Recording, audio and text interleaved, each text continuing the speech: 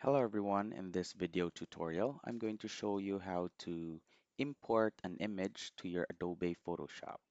Now, if you're new to this channel, consider subscribing, and after that, please leave us a like and let's proceed to this guide.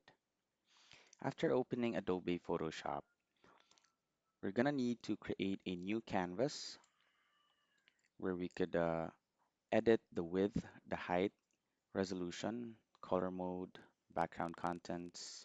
After that, you could click create.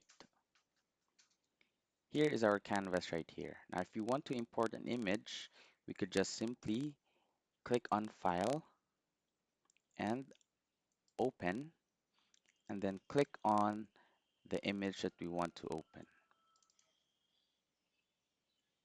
So here we already opened our image, and this is how we import an image to our Adobe Photoshop, or we could just simply press on the keyboard Control plus O.